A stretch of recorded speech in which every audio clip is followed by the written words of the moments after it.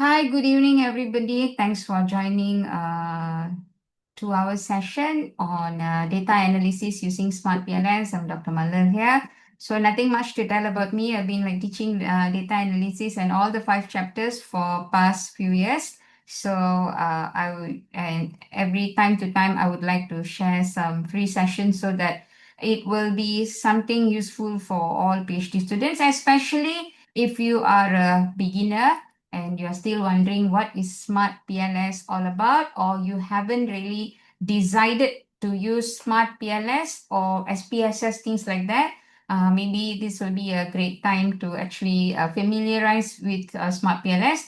But some of you all have already decided you are going to use Smart PLS, but you don't know what is Smart PLS and you don't know when to start learning about Smart PLS. Is it when you're doing chapter 1, chapter 2, chapter 3, or after data collection? So that one I will answer you after the class today. When is the right time for you to start learning about Smart PLS? So right now, let's go into the slides first. So I will spend a some time with the slides. After that, only I will open the software. So I'm just going to, everyone can't do a hands-on on the slide, on the software, but maybe you can take a look at the software, how it looks, how we draw the model in Smart PLS, and then how we get the basic reading like Chromebook Alpha, AVE, things like that, okay? So let's get started. So if I'm too fast, you can always stop me and tell me to slow down. My class is always very interactive. As long as the class don't disturb the class, fine, just mute yourself. If you have any questions to ask, you can always unmute yourself and ask me. Okay, that one I have no issue, yeah? Okay. So shall we start? Yes, proceed. Okay. So it's data analysis using SmartPLS. How many of y'all are familiar with SmartPLS? Okay, how many of you all are familiar with SmartPLS? You can always chat with me in the chat box, yeah? If you don't want to talk, then you can just say, how many of you all know what is SmartPLS? Okay, Rakia don't know, okay? How many of you all, this is the first time? Even though you know you have to use SmartPLS, but you haven't seen a SmartPLS in action, and this is the first day that you are going to see SmartPLS. First time, Monica also first time, Sarika, okay, first time. Okay, that's great, great. A lot of first-time students. Okay, great, great. So I will go very, very, very, very slow. Okay. Okay, so majority of y'all are first time. Okay, definitely lah. If y'all an expert, you won't be joining tonight. So basically, most of y'all today are beginners. So we will go slow. Okay, we will go slow. Okay, no worries. Okay, what is Smart PLS? The fundamental of SAM. SAM means Structural Equation Modeling. SAM stands for Structural Equation Modeling. Yeah, that is what is the meaning of a SAM. So that's why we will call it as a Smart PLS. Smart PLS is the name of the software, but the name of the analysis, the statistical analysis, is Structural Equation Modeling. Okay. So as we all know, in quantitative study, we usually will have a framework. Have you all seen a framework before? I'm sure, right? If you are doing quantitative, majority of you all have to develop a research framework. Either you have already have a research framework or you are in the process. New beginners, I'm sure now is the time, first semester is the time where you'll be struggling to develop a research framework. Anyway, this is how a research framework will look like. Okay, what is the relationship between a framework and a Smart PLS? I'm not going to explain here how to develop a framework. Yeah, that one I think totally a different class. I think we just finished last week about that class, right? So I had a free class last week, but I haven't uploaded in YouTube. When I upload, then I will let you all know. Yeah. Okay. So this is a framework, established framework. So in a framework, we will have variables. So we have independent variable, we have a mediator, we have a moderator, we have a dependent variable. Okay, so after we have a framework, your framework will be sitting on a theory, or the theory sits on the framework. Which comes first? Theory comes first or framework comes first? Class. Theory. Come first. Theory. Yes, theory comes first. So from the theory, we will select suitable variables. So actually what we are doing here is that we are doing theory testing. Okay, we need to test whether the variables can sit on the theory or not. So in a layman language, I always tell theory is a piece of land that we buy. So after that, we will build a house on the land. Okay, let's say you buy a land. Can you build any type of house on the land or it depends on the land? It depends on the land or you can actually build any type of a house on a land. Depends on the land. Yeah, it depends on the land, if whether it's a low land or high land or swampy land, whatever land, right? So not all houses can be built in any type of land because we need to look at the strength of the land, the type of the land and things like that. So in that case, even coming back here, so we need to test. So usually when you build a house, you will test the house, whether the house can sit on the land in a very stable situation or not. So the same thing here. So we have variables. We build these variables on top of our theory. So now we need to test whether the variables can sit comfortably on the theory or not. So that's why we call this theory testing. Okay, we know how to test. Okay, if your electrical appliances, how do you test your electrical appliances? You definitely have a lot of electrical appliances, yeah? How do we test them? How do we test them? You can use a screwdriver, right? And not what driver too? Test pen, sorry, not screwdriver, test pen. We can use a test pen to see whether the light is working or not, right? Correct or not? Hello? Yeah, correct. Right?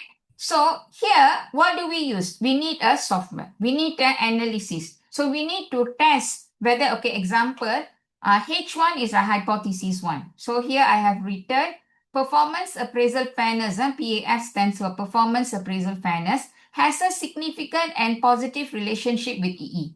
That means PAF has a relationship with EE. That's a hypothesis. How do you know whether the hypothesis is acceptable or rejected? Supported or not supported? How do you know that? How do you know that whether this hypothesis, H1 is the hypothesis between PAF and EE? Follow the path, follow the arrow. How do we know? We need to test, right? Correct? Yes. We need to test, right? Yes. So in order Correct. for us to test, we must have some statistical tests. So we need to use either we can use SPSS or we can use SmartPLS to test whether there is a relationship between PAF and EE. So what is SmartPLS? SmartPLS is a test, right? It's a tool to test whether there are relationship between one variable and the other variable. So again, I'm telling you, SmartPLS looks at relationship between variables. So it's a multivariate. Okay, do you know the difference between univariate, bivariate, multivariate? Univariate means just one variable. If we only have one variable, can you do a relationship test?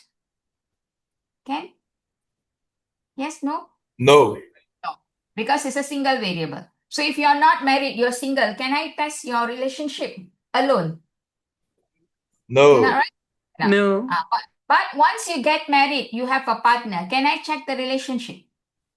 How good is your relationship with your partner? Can I do that? Yes. Yes. So the same here. So SmartPLS is seen as what? A relationship. It only can test either bivariate or multivariate. So if it is a univariate, the maximum we can do for a univariate single variable, we can check the mean, we can check the standard deviation and things like that. But when it is a multivariate, you have to look at the relationship. For SmartPLS cannot be used for univariate. SmartPLS only can be used for bivariate or multivariate. The best is multivariate because it is a multivariate. And the beauty of SmartPLS is that in this diagram, I can put 101 construct with relationship and SmartPLS can analyze everything. So you don't have to do one by one. Like SPSS, we need to do one relationship by one relationship. Example, if you want to test PAF with EE, you do PAF with EE. After that, you want to do TD with EE, you do TD with EE. After that, you want to do MT with EE. So everything has to be like in pair separately. That is SPSS. But in SmartPLS, no. It is a multivariate. So multivariate means you can put mediator, moderator, direct relationship, and so many variables as long there is a path. There is a path. That means there is a arrow connecting one variable to the other variable. So that's why we call SmartPLS is a path analysis, and it looks at multivariate. It's actually a multivariate and a path analysis. Okay. So this is what we are going to do. That means our research framework sits on a theory. So we are going to use SmartPLS to do the theory testing to see whether the variables that I have selected in my framework, do they sit properly on the theory or not. So if the hypothesis is supported, that means the variables can sit in that theory, can be explained by the theory. But if your hypothesis is not supported, that means the theory is not able to explain that particular variable. So that is what do we mean? This is the meaning of theory testing. So many of y'all know you have to have a theory, you have variables, you have framework, but many of you struggle to understand the connection between a theory, the variable, and hypothesis. So I have students even going to Viva. They came for coaching at the last minute. They just got to know me. When they came for coaching, when I asked them, this is like just few more weeks to go for Viva. When they come to me, I ask them first question.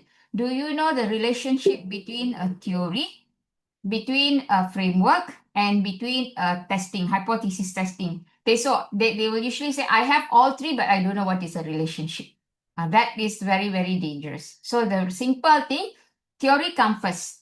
And then we select variables to sit into the theory. Once you select the variables, you use that variables to come out with a framework. So now I want to see whether all the variables that I selected to draft my framework, can they sit in the theory or not? That is what we meant by theory testing. We want to test, like example here, I have how many variables? How many variables I have here? How many? 1, 2, 3, 4, Six. 5, 6. Six. Right? So I have 6 variables. Six variables. Yeah, I have 6 Six variables. Yes. Yes. I have 6 variables, and I have 1, 2, 3, 4. 4 direct relationship. H5 is supposed to be 5, 6, 7. 5, 6, 7 is my my hypothesis for my mediation, and then 8 is a typo error. I have 8 hypotheses. So this hypothesis is created for what? I have 6 variables. Why am I creating hypothesis? Hypothesis is to test whether there is a relationship between the two variables. That means H1, I want to see whether PAF has an influence on EE. So that's one variable. Sorry, one hypothesis. And then I want to see TD, does it have an impact on EE? That is my H2. H3, does MT have an impact on EE? That is H3. So what I'm doing is I'm testing whether these variables can sit in my selected theory. My theory is social exchange theory. So can I say that all these 8 hypotheses can sit in social exchange theory? Can I say that? Can I comfortably say that very sure, 100% sure, I have selected the theory, I have selected the variables, and my variables actually coming from the theory. If those who attended my class, you know what I meant. What I mean. So usually first we do theory mapping. After that, we will do variable mapping. So variable mapping is based on the theory. That means you select variables from the theory. So basically all these variables come from social exchange theory. So if all these variables come from the same theory, do I have to still test them or not? Do I have to test them? Why am I still testing them? As I told you, all these variables, that means my 8 hypotheses is based on this theory. Right? My 8 hypotheses that I formulated for this framework is coming from social exchange theory. Because I was so careful, I made sure all the variables I selected based on the theory that I have selected. So if all my variables are coming from the selected theory, why do I have to test them? Because they're coming from the theory. The theory is the one who's giving me the variable. Okay, example, if you are going to use UTAP, right? So all your variables, your IV, your mediator, moderator, all will come from UTAP, right? Correct? Yes. Then why do I have to create hypothesis to test the hypothesis?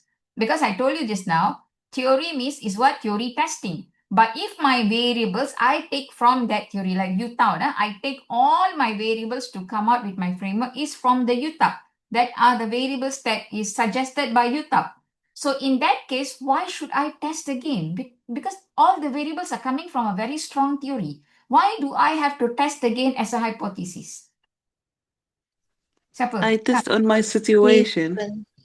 A different Yes. context, maybe. Yes, correct. Because everybody's study is from a different context. It's not the same context. Maybe the person who Venkatesh who developed UTAP, did he develop UTAP theory just for you or for his work? His work. His work. He didn't develop the theory for us. We come from different background. Our respondents are different. Our context of the study is different. So we want to see now. We created the hypothesis to see whether these variables relationship, when we test in different contexts, are they supported or not supported? That is what we meant by theory testing. Clear? Clear, clear, clear? Clear, no? Yes, Doctor. Yes, Doctor. Yes, Yes. doctor. Okay. And then we have also unit of analysis, right? We also should know what is our unit of analysis, okay? The unit of analysis means your respondent. Your respondent are from firm level or your respondent are individual level. Okay, I just give you one example. This example, most of my students, you all will know, yeah? Okay. I like the food in my canteen. Okay. Our workers like the food in the canteen. Okay, what is the difference? What is the difference? I like the Single or plural? One individual, one firm level. yes. So I like the food in my canteen means it's about me, right? It's just about Yes. me. Okay, right now, this is individual. Right now in our class, we have 127 people, right? If I take all of y'all to a restaurant, will everybody love the food at the same level? No. No, Maybe right? no. Yeah, right. Some people will like spicy food. Some people don't like spicy food. Some people will like Malaysian food. Some people don't like Malaysian food. So our preferences are very different. So that means each individual, they will have their own preferences. That means their liking will not be the same. For the same type of food, one will give a rating of 4, another one will give a rating of 5. One will even give the rating of 1. So it is very different. But look at the second one. Our workers like the food in the canteen. Our workers means it's overall, I'm talking on behalf of my workers, right? Yes. So maybe I don't like the food, but I'm not talking about myself. I'm talking about our workers. So I'm representing the firm. So this is what we call it as firm level. Okay, this is what we call as firm level. So this thing, so you have to remember, this is the one mistake that many students do, which can have a great impact when you analyze your data in SmartPLS. So sometimes many things doesn't support your results in SmartPLS can go haywire because there are students in your variable selection. Some variables are at individual level and some variables are at a firm level. So individual means the respondent must answer, right? But at a firm level, you need to get one representative of the firm. So he or she is not answering on behalf of them, but sorry, on behalf of them, they are answering on behalf of the firm. So this means you have a mixed unit of analysis and that can lead to a lot of problems. So always remember your whole framework must be in the same unit of analysis. Firm level means everything is firm level. Individual level means everything individual level. Okay, here, performance appraisal fairness is individual. Training and development is individual. MT is mentoring. Mentoring is individual. EE is employee engagement is individual. Organizational support, individual. But employee performance also individual. But what if I change this to firm performance? What if I change this to firm performance? Firm performance will be individual or firm level. Firm level. Firm level. Because firm performance, Yeah, can farm anyone, level, farm level.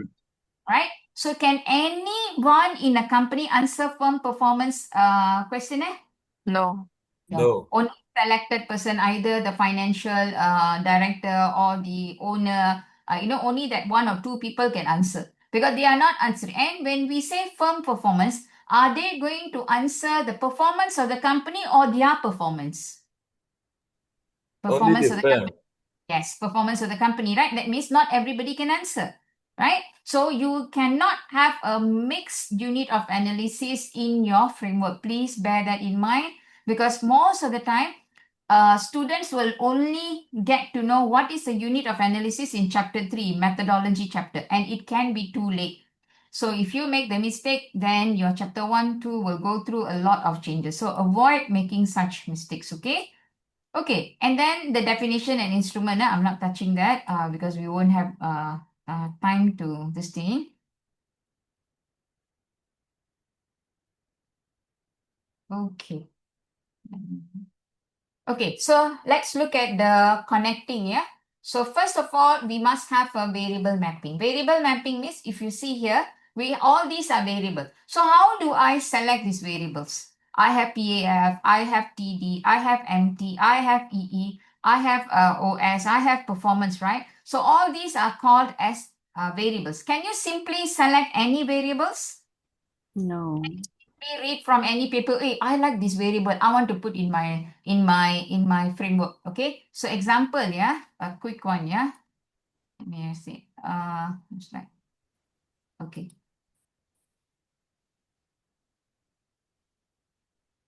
Okay, let's say I take this.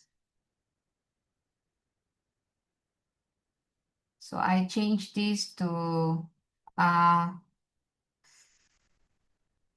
let's say I put it here.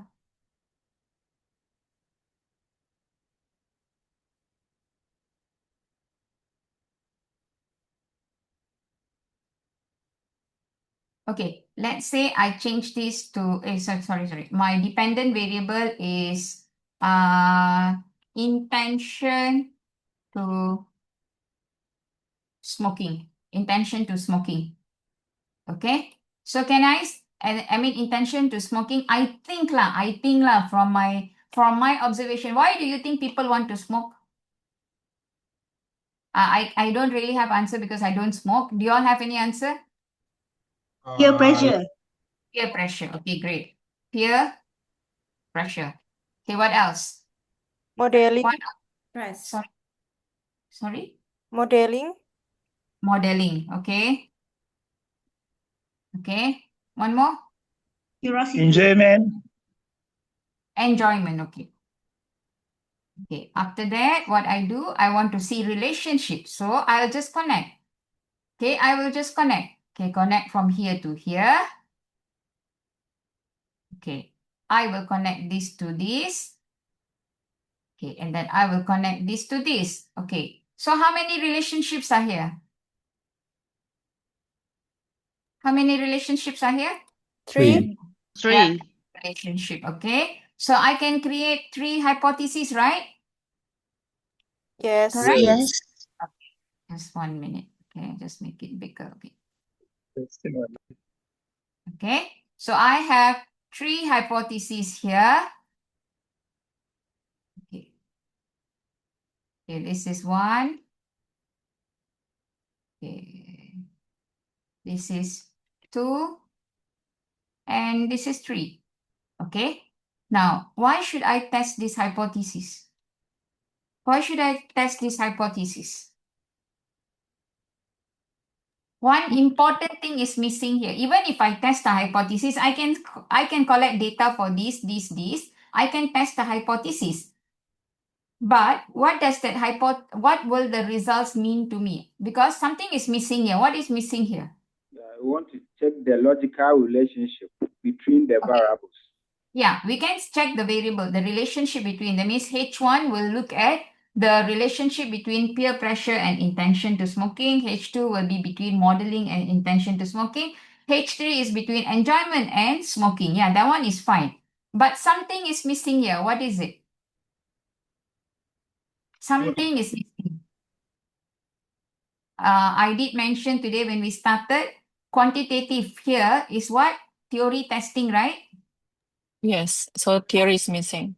Theory is missing. So Theory even is missing. yeah, even if I measure, I get an answer, it is not telling the story of the theory, right? So the most important thing is missing. The theory is not there. Okay, that's one thing. So here, if we are here to write one problem that we have identified is no theory. Second, what theory? If you want to introduce your theory, what theory are you going to introduce? Because all these variables, did they come from a proper theory? Did they come from a proper theory? No, No. right? No. No, I simply take from any paper. One person say peer pressure, another person say modeling, another person say enjoyment, another person say intention to smoking. Okay, let's say you took peer pressure from SCT theory. Okay, SCT theory. And then you took modeling from SIT theory. Okay, SIT theory. And then you took enjoyment from let's say LMX theory. I'm simply writing the theory, yeah. Some theory don't, okay. And then intention, I took it from Utah. Okay, can I do this now? Now I have all the theories ready. Can I test now? Can I test them? There is And- different No. theory. No. The Can theory now. should be explain the relationship between the variables. So a theory must explain what? A theory must explain. Between the variables. Theory must explain The relationship between the Relationship. variables. Between yes, variables. between variables. So this is a great mistake many students are doing, right? Many students, you do this mistake. So when you have something like this, because a couple of years back, I had one student. She had about 15 to 16 hypotheses, and this is how she did. Every variable she used 1 theory. Finally, when she came to me, all the 16 hypotheses was not supported. So the first thing I asked her was, because when she showed me her data, right, her analysis, the first thing I asked her, can you show me your framework? Can you show me your questionnaire? Can you show me your theory? So I got a shock.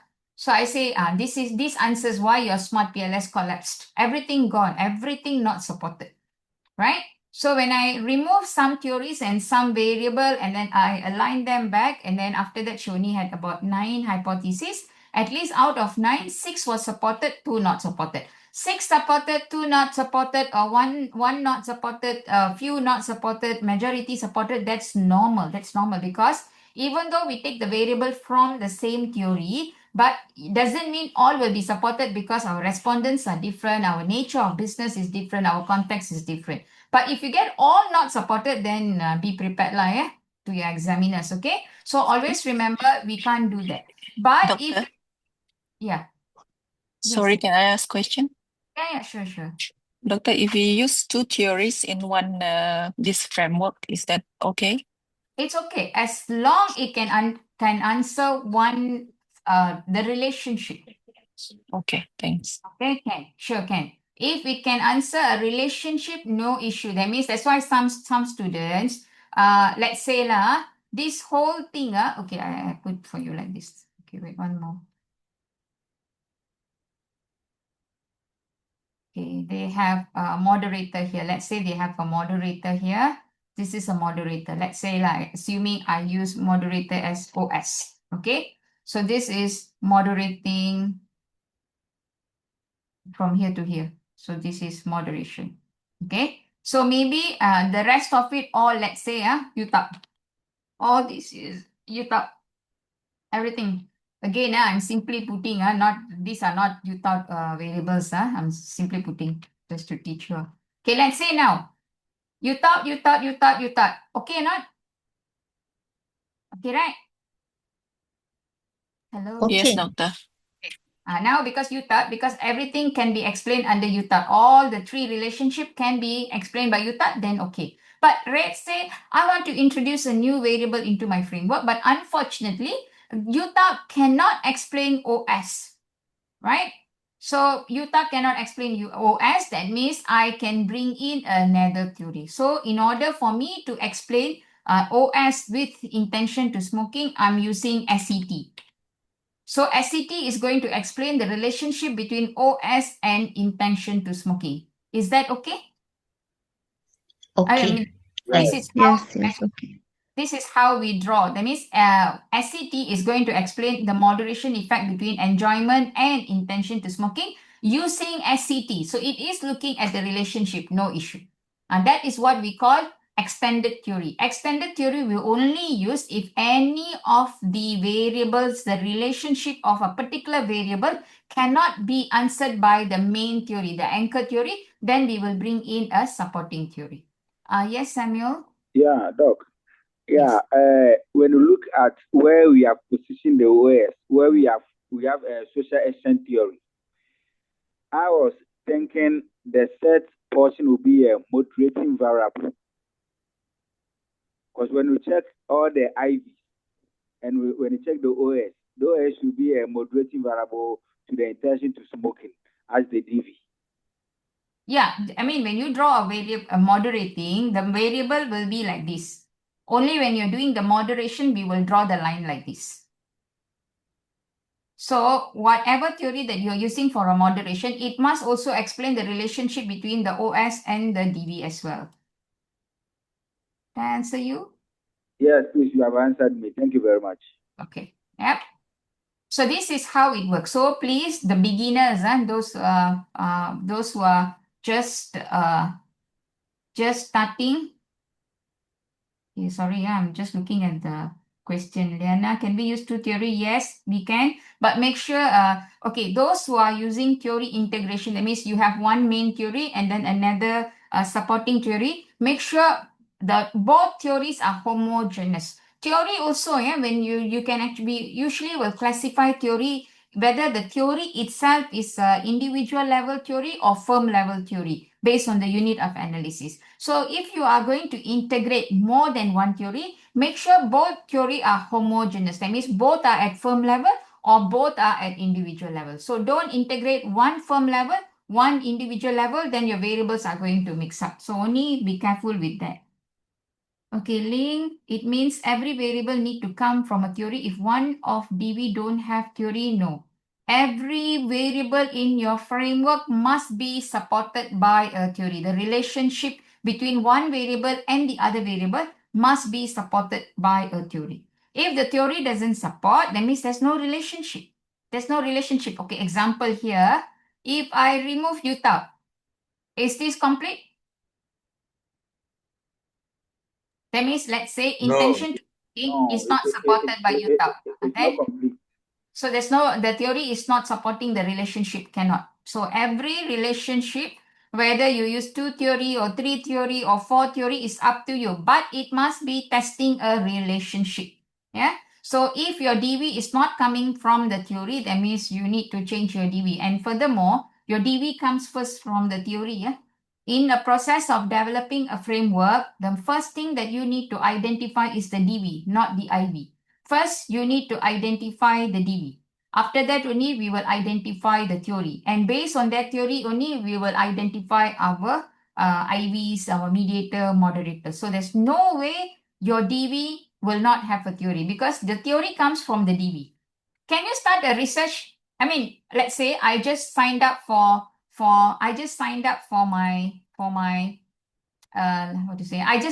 my PhD today. Can I straight away look for a theory? I don't have a focus area. I don't know what I'm going to do. I don't have a dependent variable, nothing. Can I straight away look for a theory? Can or not? No. We have No, so you many. can. Yeah, we can't, right? Because we have so many theories out there. Can any theory fit into any framework? Can any theory No. fit into any framework? No. No. Every theory has its own characteristics. So not all variables will fit into every theory. So every theory we will follow. It's like thumb. Theory of acceptance model, the characteristics are different. Social exchange theory is talking about reciprocity, exchange process. So we need to go into that. Right? You thought it is talking about adoption. So every theory, the characteristics of the theory is different. So we cannot simply take any variable. So that's why if I don't know what is your issue, your dependent variable is your issue. Your main issue of your thesis where we start with a dependent variable first. Only after we identify your dependent variable, only then we can start looking for appropriate theory to study your dependent variable. Okay, example in my thesis, my dependent variable was employee performance. After I finalized, okay, my dependent variable is employee performance, then only I went to do mapping. What are the theories that scholars have used to study employee performance? So I started to do about mapping, about 100 papers on my dependent variable, and then I mapped what kind of theory very popular among scholars to study employee performance. Then only I found out majority of the study are using social exchange theory. Then only I decided to use social exchange theory. After that, I had to do another mapping. Under social exchange theory, what kind of independent variables scholars have used, what kind of mediators they have used, what kind of moderators that they have used. And then only I can pick from there. So if you follow these steps, you will never go wrong. Your IV mediator moderator will come from your theory and your theory comes from your DV. So very structured alignment. So this is where many are not doing. So you go into the Tarzan method. And this is a Tarzan method. You create the variables. After that, you look for theory. Very difficult. Okay? Okay, let's move on. Okay. So this is what we meant. First, we need to do our variable mapping. Okay.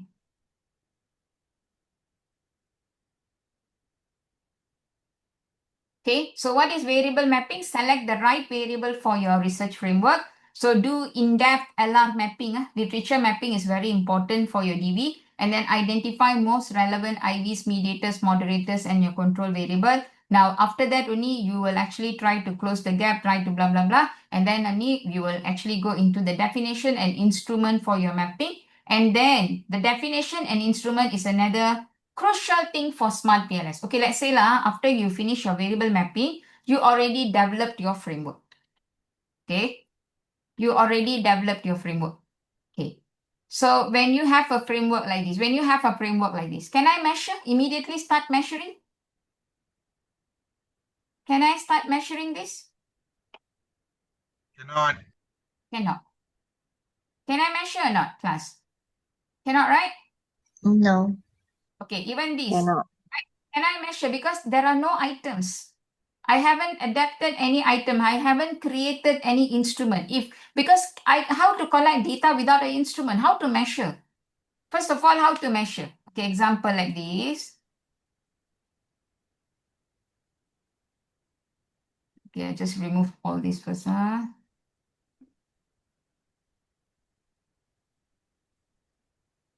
Okay, now I have a hypothesis for here now. Okay, so that means when I put a H1 here, so the hypothesis, how do I spell the hypothesis? Hypothesis says peer pressure. Okay, let's say this is H1. H1, peer pressure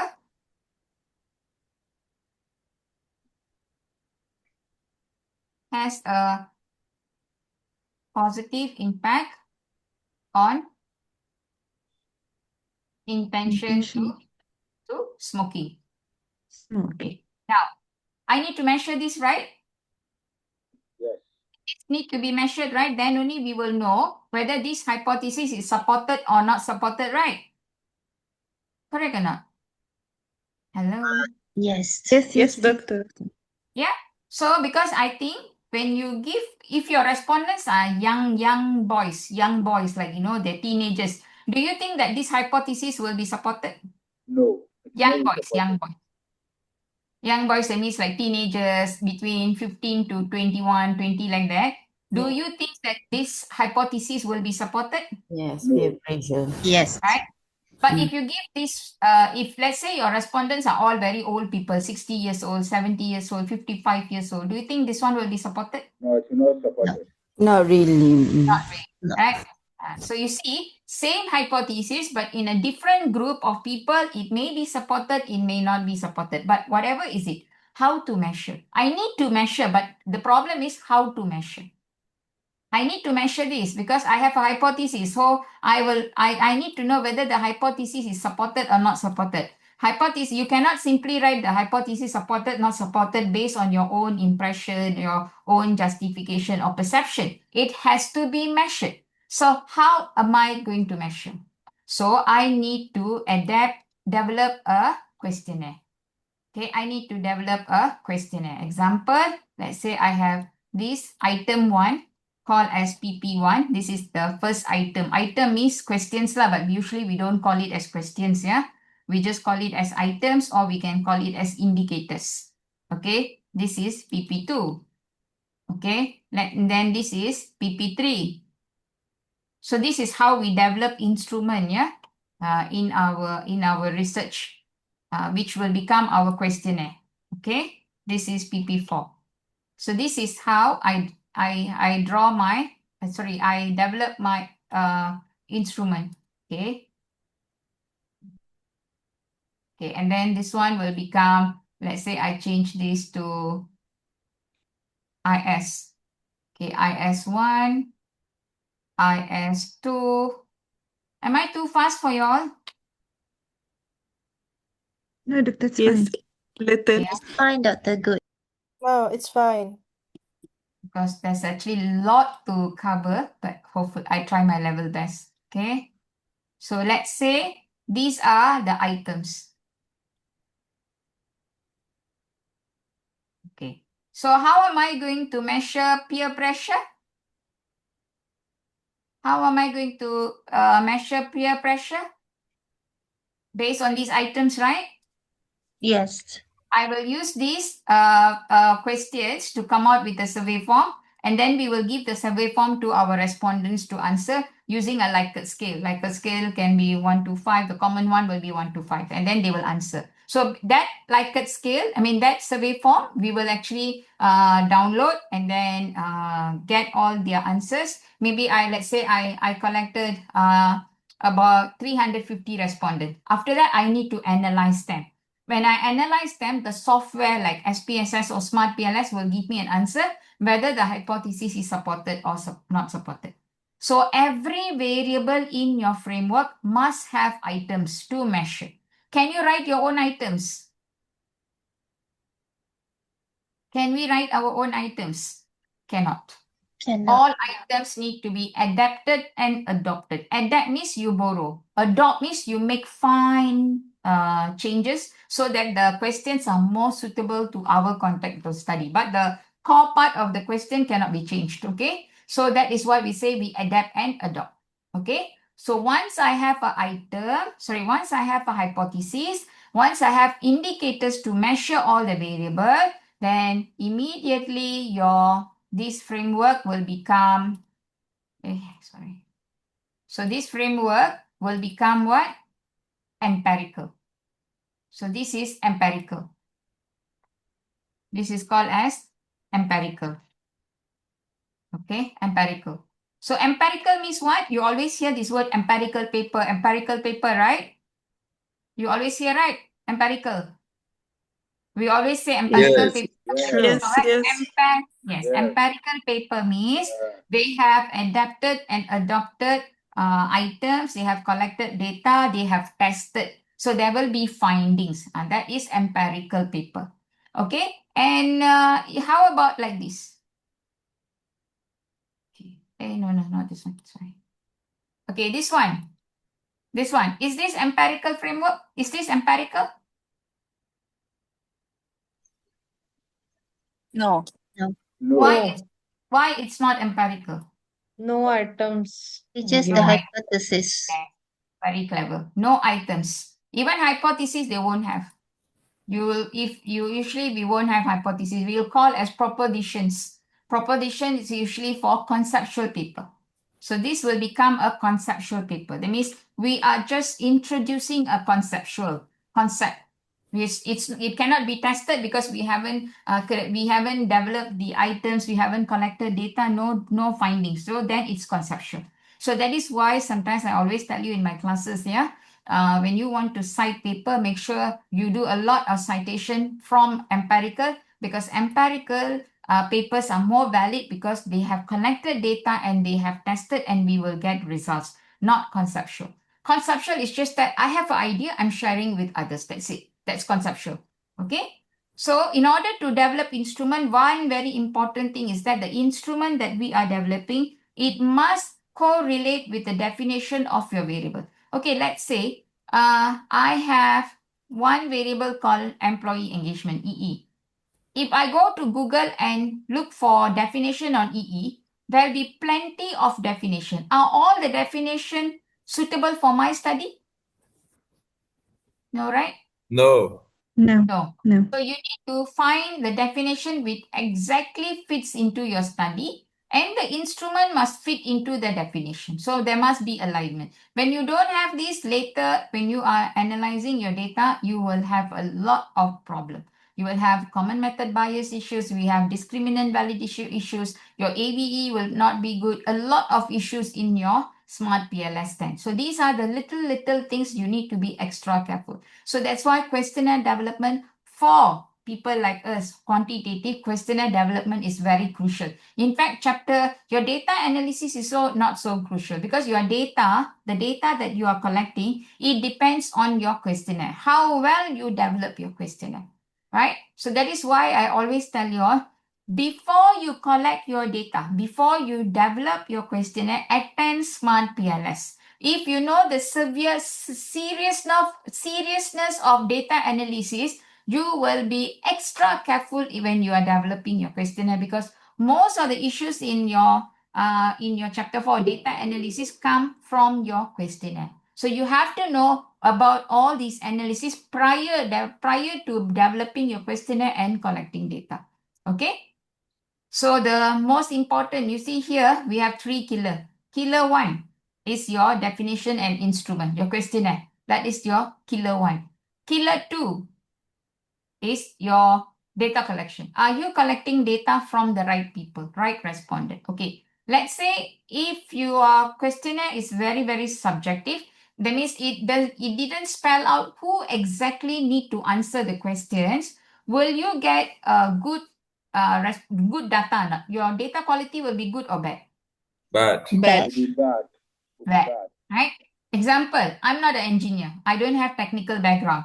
And you are doing something on engineering. And if you force me to answer your questionnaire, yes, I will answer because you're my student. But do you think the data will be at high quality or poor quality? It will be poor quality. Poor quality. Yes, Poor because I don't know quality. anything about engineering. Any question, I will simply tick, because you have given me like a scale, but 1, 2, 3, 4, 5, I can just do it. 5 minutes enough for me to answer your questionnaire. But when I read, I don't understand. So I'll simply tick. So that will have a serious impact on your data quality. Or I develop a questionnaire at my level. So I use very high English, but my respondents are not able to read and write in English very well. So will that have an effect on my questionnaire? Of course, right? Yes, Yes, it will have a Yes. of course. So these are the little things which will make your data analysis in your chapter 4 very bad. So, right, so data analysis for quantitative people, our last gate of our research is our data analysis, right? That will determine whether your hypotheses are supported, not supported, right? So you need to put in a lot of effort. So the best thing is that know your data analysis before you actually develop your questionnaire. So that at least you'll be more prepared. Yeah. So many people who have collected data, who don't have any knowledge in SmartPLS, they have already collected data. So when they come to my class, right, SmartPLS class, they get a very huge shock, especially when they run their data and everything is red color. They say, "Doctor, I'm going to die." So when I look into the data, I know where is the mistake. So I say, did you do this when you're developing questionnaire? No, doctor. Okay. So we know. But some certain things, certain things we can help you, right? So with certain things, okay lah, there are some remedies where we can help. Like you see in SmartPLS, if any of your reading is quite weak, we can actually delete items to improve the reading. But we also have a limitation.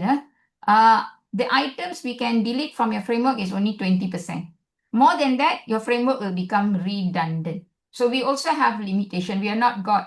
Even though I am teaching SmartPLS for so many years, I'm not God. I cannot do magic, right? We also have limitations. So that's why it's better for you to know about PLS or SPSS before you design your questionnaire, because you know what are the things and how to overcome all this. Okay. Okay, so this is our structural equation modeling. So, a minute. Okay, so we have X and Y. So this is like all this while until you finish chapter 1, chapter 2, chapter 3, you only know the variables by IV and DV, correct? Correct. Yes. Yeah. Yes. You don't know that actually when you go into chapter 4 here, when you go into data analysis, we don't really call them as IV and DV anymore because your SmartPLS doesn't recognize your variables as IV and DV. It only recognizes your variable as exogenous and endogenous, right? And it calls all variable as latent variable. Latent variable means it will be measured by items. That's why we call it as latent variable. And then your items, just now, you remember this one? We have PP1, PP2, PP3, right? These are called as observed variables. In order for me to understand why, I need to observe the items, right? Correct? Yes. Hello. Yes. So the items are the one we will observe in order for us to understand the variable. So they are called as observed variables. Okay, so observed variables are called, another name for observed variable is items, or we call it as indicators. So try to understand, okay? And then all variables are called as latent variable. And then another classification is arrow coming out is called as exogenous. Arrow going in is called as endogenous. Have you heard this before? Have you all heard this before? Have you all ever heard about exogenous, endogenous? Yes. Yes, from you. Oh, thanks, Ben. Thanks, Ben. Right? So that is the meaning of exogenous, endogenous. Exogenous means arrow going out. Endogenous means arrow going in. That means your endogenous is your outcome variable. Your exogenous is the predicting variable. So exogenous predicts the outcome. Right? So this is very important in SmartPLS because SmartPLS will not recognize your variables as IV or DV. It only will see the path. That's why we call SmartPLS as a path analysis. It will look at the arrow. Okay. Oh, it's going to be 9. Okay. A quick one, yeah. Okay, this is what we call as a this picture is actually a framework, but this is how your framework will look like when you draw it in SmartPLS. So in SmartPLS, when you draw your diagram, this is how we will draw your diagram. We cannot draw the diagram exactly like what we have in our thesis. Okay, for analysis part, this is how we draw. Okay, so training is what? Is a variable. Reward and compensation is a variable. Customer satisfaction is a variable. Quality of customer interaction is a variable. Okay, now class, you tell me. Training is endogenous or exogenous? Exo. Exo. Okay, you see, yeah, another thing, Exogenous. don't get confused with the arrows. We have two types of arrows here. One arrow is between one variable and the other variable, correct? Yes. Yes, and another arrow is between the variable and the items, correct? This Yes. CS1, CS2, CS, all the yellow color box are actually items. So in SmartPLS, we have two models, inner model, outer model. Inner model means variable to variable. Outer model means variable to the item. So variable to the item in SmartPLS, we call them as measurement model. Okay, measurement model. Okay, inner variable, which is between variable to variable, that is where we will test our hypothesis. So that one we will call it as structural model. Okay, let me just put in a little bit. We have, okay, we have inner model. Okay, inner model is variable to variable. Okay, so this is what we call it as structural model. Okay, so structural model is the part where we will do hypothesis testing, because hypothesis testing is to see whether there is a relationship between one variable to the other variable. Got it? Got it or not? Yes. Yes. Okay, and then we have another model. We have another model. So this model is called outer model. Okay, this model is called as outer model. So what is outer model? Outer model is the relationship between variable to items. Variable to items. So this is what we call as measurement model. Measurement model. So in measurement model, we don't do hypothesis testing. We validate and check reliability of the study variables. So every variable, we need to check whether they are valid and reliable or not. So which one we will do first? Which one we will do first? We will test the inner model first or outer model first? Inner. Inner model. Wrong. We need to check the outer model first. We have to first of all know whether our variables are valid and reliable. After that only we will test the relationship between one variable and the other variable. So in SmartPLS, this is number one. Measurement model, you need, and measurement model is our heart attack. Many issues fall in measurement model. Structural model is basically to just see whether your hypothesis is supported or not supported. But our heart attack of SmartPLS student is in your measurement model, because this is where if your cutoff points are not met, you need to delete item, but at the same time you need to make sure you can only delete 20% of your total item. So many havoc happens in measurement model. Once you meet all the requirement by your measurement model, then only we can proceed to inner model. Until then, we cannot proceed. There are some cases where your questionnaire was bad, data quality was bad because they didn't follow, they didn't do any proper way of designing questionnaire, a lot of issues. Finally, they failed. They couldn't proceed to structural model at all. Because as I told you, there are remedies, but we cannot have remedies for everything. We have our limitation as well. So that is why it's very, very crucial for us to make sure your questionnaire, your instrument is well designed. They are validated by experts. You do the pre-testing, you do pilot testing, you make sure do translation work, everything done. Then only you identify the right respondents to collect the data. So all this done, then only we will actually analyze using SmartPLS. Clear? Clear or not? Clear.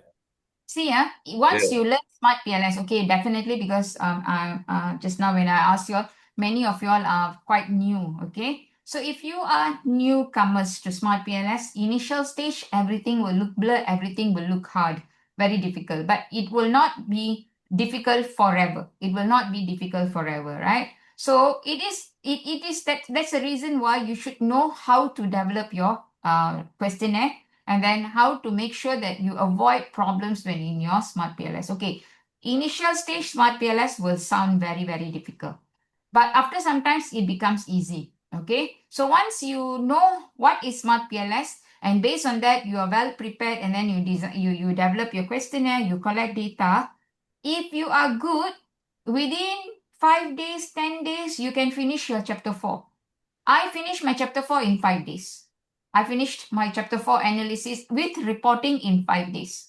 And then less than a month, I finished my chapter 5. So chapter 4 and chapter 5 done in less than a month. Not because I'm clever or what, yeah, but I have learned SmartPLS from my semester 1. From SEM 1, because I love statistics. So from SEM 1, my first workshop that I attended was actually SmartPLS. So I was good. And before I can analyze my own data, I was helping a lot of my seniors who were stuck in SmartPLS. So that has given me a lot of opportunity to learn from other people's mistake. So that's why I was very fast in doing my chapter 4, right? So if I can do, definitely you can do, right? So it's not difficult forever. Once you learn, then it should be okay.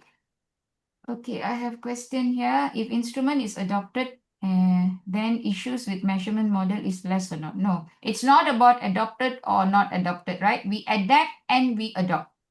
For SmartPLS itself is called as confirmatory factor analysis. So CFA, SmartPLS is CFA. Your measurement model, this one is called as a CFA.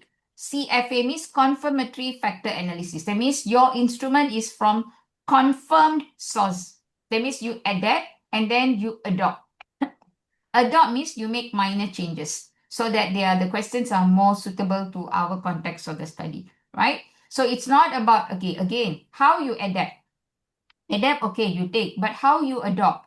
After that, did you take any other remedies to improvise the quality of the item? So that's why we need to validate them, right? We need to validate. So after you adapt, after that, you need to take the questionnaire, go and meet industrial experts, expert review to see. So they will go through the question and tell us whether this question is suitable for your industry and for your respondent or not. So, and then we will do minor changes, right? So all that is to improvise the quality of the questionnaire. Not just because you adopt, the measurement is good. Seriously, no. Right? So you need to put in a lot of effort on that. Sarika, did I answer you? Yes, doctor. We cannot develop, yeah? We only can adapt and adopt. Questionnaire development is another. Questionnaire development, that means you design the question, you develop the scale. That is developing one scale itself can become one PhD. So if you have 7 scales, 21 years. Do you want to do your PhD for 21 years? No. Then I don't know whether you'll see after 21 years. I'm already 53 now. Doctor, Yes. how we want to develop our questionnaire? I mean, we want to adapt, right? Like based on the journal that we are looking at, there is no questionnaire actually. That means you did a mistake from the very beginning. In the beginning itself, when you have a variable and theory, you didn't go and check whether to measure that variable where you have instrument or not. Okay? You're supposed to do that in the very early stage. And this is one problem many students face. You don't do that. So by the time you come to chapter 3, when you need to develop the questionnaire, right? You need to design your questionnaire. That is when you found out there's no questionnaire to adapt for that particular variable. So the worst part, you need to drop that variable. But remember, when you drop the variable, your chapter 1, 2 changes or not? Changes, right? Yes. Yeah. Change. Yes. Right. So that's why all my Right. students, I teach you all FitWit. FitWit is the 7-step method which I designed to teach preliminary study. All these mistakes we will cover in the 7 steps so that by the time you start writing your chapter 1 to 3, you will be very strong. You will have that. You will use the 7 step to identify the right theory, the right DB, the right variables, the right instrument, the right definition. All this is done before you even start your thesis. So usually in my class, I'll take 4 months. I'll tell all my students, take 4 months to prepare everything. Then only start writing your chapter 2. After that, chapter 1. After that, only chapter 3. So the sequence of proper thesis writing is 2, 1, 3. Let me start with chapter 2. Start with preliminary study, which has 7 steps. After preliminary study, you start with chapter 2, literature review. After that, you do chapter 1. After that, only you do chapter 3. And if can, during your preliminary study, learn about systematic literature review because that will help you to write your chapter 2 in a very fast method. Sarika, yes, phrase and content validity is very good. Yeah, very good. Thank you. Okay, if I had used SPSS process macro for mediation, should I continue to No, if you, either one. It's actually either one. If you're using SPSS, do everything in SPSS. If no, you want to come to SmartPLS, then you change to SmartPLS. You can't do mediation in SPSS and SmartPLS. Stick to one, Acer. But nowadays, it's a norm lah, because SmartPLS is preferred software because it is second generation. SPSS is the first generation, right? So that's why many examiners, they prefer you to use SmartPLS, okay? Seventh step is called as Fitweek. Okay, it's called as Fitweek. Okay, sekejap ya. For a while.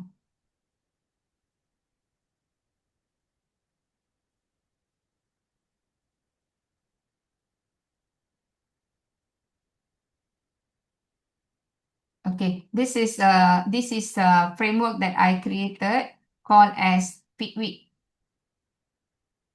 Okay, so Fitweek means step number 1. Okay, step number 1, you must do a focus area identification. Okay, focus area identification means you need to know which area you want to study, like employee performance or what, right? Focus area. So we cannot go and ask our lecturer, can you suggest me a topic? You are just asking trouble, right? So your focus area should come from your interest, your experience, your passion, things like that. Once you have a focus area, we need to do our step number 2. We need to do our industrial need analysis. So you need to go and meet expert from your industry to find out what are their gaps, challenges, and so forth, so that we are going deeper into our research. Step 3, once you go into industrial need analysis, you already can finalize your dependent variable. So based on your DV, you will do a theory mapping. So Doctor, sorry. That yeah. industrial need analysis means that is the one we need to go for the expert review for our questionnaire, is it? No. That one questionnaire in your whole five chapters, we will do expert review 3 times. First is Okay. this is the first part. This is actually our preliminary study. The one that you're telling, it will come in chapter 3. And then we can also do triangulation expert review in chapter 5. I'm running short of time, trying to fit as much as I can, yeah. Theory mapping, after that, based on the theory, we will do a variable mapping. Once we have identified all our IB mediator, moderator, then only step number 5. Okay. Step number 5, we will do instrument mapping. So we want to check, we are not developing our instrument yet, but we just want to check whether all our variables, we have instrument for us to adapt later or not. So that by the time you come to chapter 3, you don't get heart attack line, yeah? Instrument mapping, and then step number 6 is definition mapping. So actually 5 and 6, they come together. Definition and instrument, they'll come together. Okay. And the last step, step number 7. Now only you draft or you develop your framework. If you follow this step, the 6 steps, when you are developing your framework will be strong or not? Framework will be strong or not? Very Yes, strong. it will be strong. Very strong. Because all are connected. The problem with many people, you're not so good in your framework because you don't follow the steps. You straight away try to go and develop a framework, yeah? So this is the issue. Okay, so who else? So I don't know, student. I think I answered, yeah? This is the 7 steps. Okay, using adapted some open access questionnaires for my study. Original authors for permission but received no reply, and some emails no longer work. Can I still use the adapted questionnaires in this case? As long as you can, you can actually use, but make sure you have the right citation. You need to cite their papers, okay? Okay, so this is what we call, okay, have you all heard about reflective and formative? Have you all heard about reflective construct and formative construct? No. Yes, Okay. from you. Okay, also from me. Okay, Yes. good. I got good students here, very. Okay, so this is called as a reflective formative. Okay, many students, they don't know what is reflective formative, but you're doing quantitative study, but you don't know what is reflective formative until you have collected data and then you come for data analysis. First time you collected data and then you go for SmartPLS classes and then only you come to know about reflective formative. So I conduct SmartPLS workshops quite frequently. So my first question I will ask my student is that, do you have any reflective or formative model? All will look at me. What the hell is that? Okay, they don't know. So if you're lucky, you won't have problem lah. But the thing is that you have to know what is reflective formative before you develop your questionnaire. Okay, example. Now, what is the difference between this picture, the first picture, and the second picture? This one arrow going out, right? Yes. Okay, and this one arrow coming in, right? Yes. So this one, the construct, from the construct only, we will have the items, the indicators. And this one, that means the construct forms the indicator. This one, the indicator form the construct. So this one, when the construct form the indicators, we call it as reflective. When the indicators form the construct, we call it as formative. I take here, okay? So this is reflective, this is formative. Okay, example you see, X1, accommodate last minute requests. X2, punctuality in meeting deadlines. X3, speed of returning phone calls. Are all these about timeliness? All about time, right? All these three questions. Yes. Yes. If I delete one, can I still measure timeliness with the other two? Yes. Mhm. If I delete one, let's say I delete X2, can I measure timeliness by using X1 and X3? Yes. Yes. Yes. Because everything comes from the construct. So it's still the same meaning. Usually in my class, I will give you all the cake example. Let's say timeliness is a chocolate cake. I cut the chocolate cake into 3 pieces. If I eat one, the balance 2 will be what cake? What flavor? Chocolate. Chocolate, right? So still I can use, right, to determine the chocolate, right? But let's look at Yes. formative. X1 is job loss. X2 is divorce. X3 is recent accident. Are these three the same meaning? No.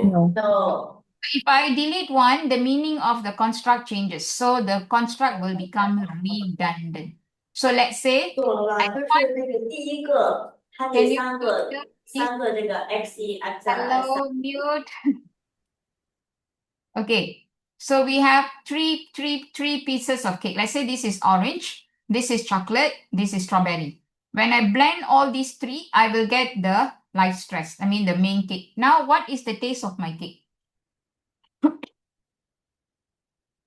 What is the taste of my cake? I mixed chocolate, strawberry, and orange. So what is the taste of the cake? Is it chocolate taste? No, it's No, mixed. it's mix of three flavored. Mixed. So if I drop one cake, will the mixed taste will still remain same, or the taste will start changing? Changing. Change. Change. For formative, I cannot delete item. For formative, I cannot delete item. Cannot delete item. So when you are adapting your questionnaire, so whether your construct is reflective or formative, you cannot decide. The person who developed the scale, in that paper, they will write whether his instrument is reflective or formative. Usually reflective means they won't write, we will know it's reflective. But formative means they will definitely write it is formative. Then we need to adapt it as formative. But the worst part is that if it is a formative, right, you need to write one extra question called global item. We need to write only that one item called as global item, we will write on our own. It's called as an overall question. So many students, they have formative construct, but they don't know until they finish collecting data. So they forgot to write global item. So then there will be an issue because you need that global item to do a redundancy analysis test.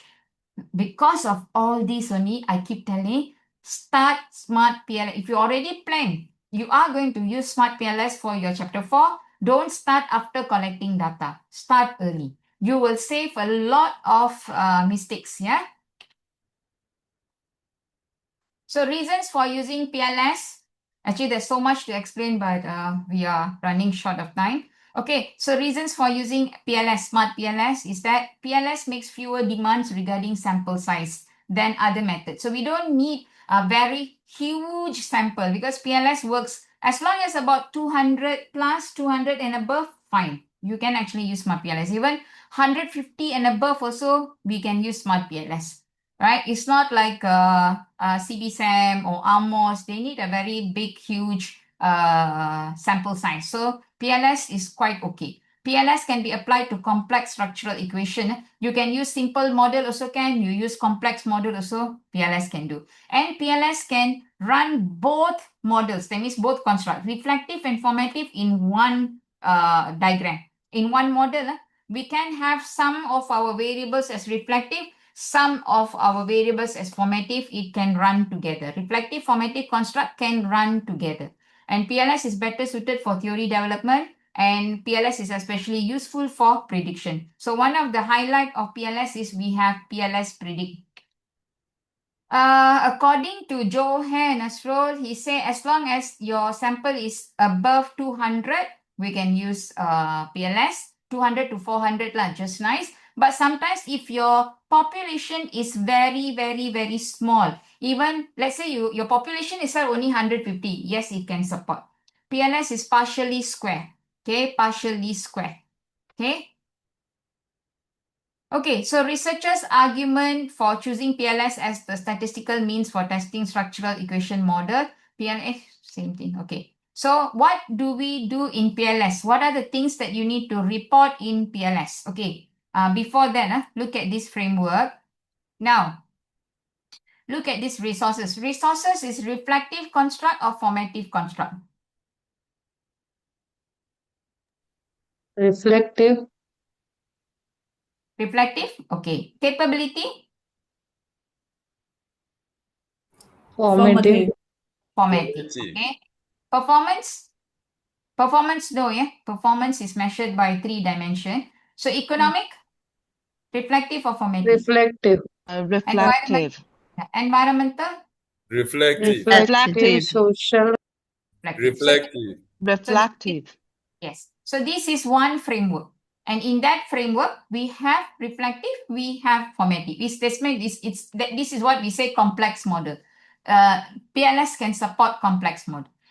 Okay, Asa, if my model not fit, can I continue the data analysis? Asa, what do you mean by model not fit? Your model not fit, you're saying your data is not normal? Okay, another thing, not normal means yes. PLS can run normal data and not normal data because PLS is a non-parametric tool. Non-parametric tool means we can use PLS to analyze any kind of data. Whether your data is normal or not normal, we can actually use Smart PLS. Not like AMOS. AMOS very sensitive. AMOS need the data to be normal. Doctor, but for PLS, is it for numerical or categorical? Both also can. Okay. Numerical also can, categorical, no, you don't say categorical also can, non-categorical also can. Continuous, we don't say numerical, we say continuous and categorical. Okay. Both can, yeah? Okay, so in Smart PLS, these are the things that you need to report when you want to analyze your data in PLS, right? These are the things that you have to report. First, you need to check for normality.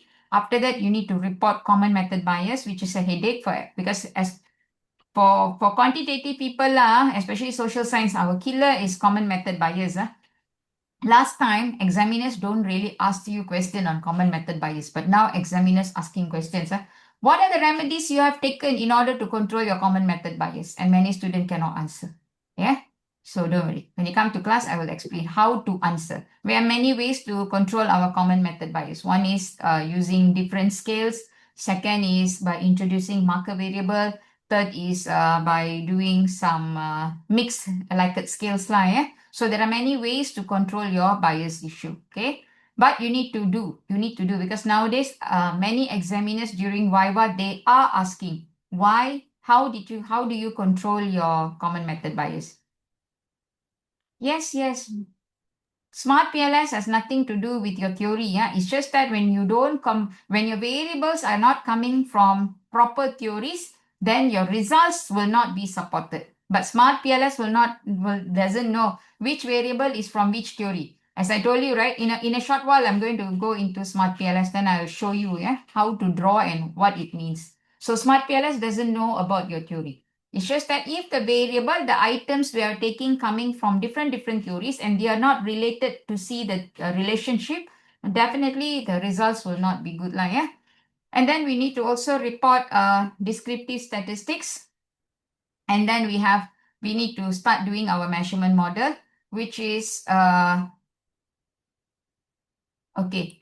So under measurement model, we have reflective measurement model and formative. So reflective means for reflective construct.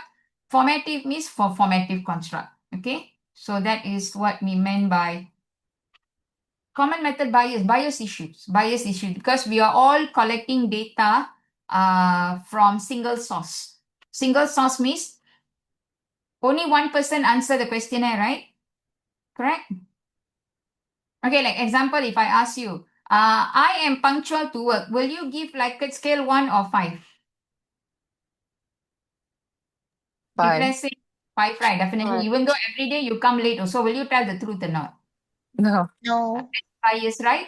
Yes. That is bias. But what if we because let's say I want to ask this question, I come to work punctual, but definitely there will be a bias issue. So can I ask the person's boss to rate this person? Can, right? Can.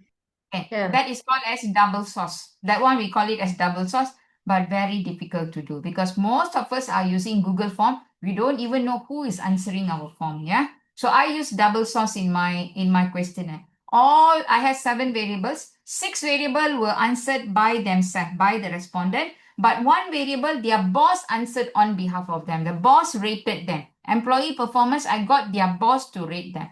But pretty challenging lah. That's why my results were all good and then I didn't have any bias issues. Yeah. So that is what bias is. Mostly bias issue because our source is single source. Yeah. So we have 2 types of formative. It's not, if all your construct is reflective, then we only do reflective. If you have mixed, then you need to do reflective, we need to do formative. After that only we can do structural model. Okay, after that only we can do structural model. And then we also need to know for assessing common method bias, we can introduce marker variable and we have to do full collinearity technique by Koch and Lin. All this must be reported lah. Okay, before we go into the software, let me just quickly give me 5 minutes just to tell.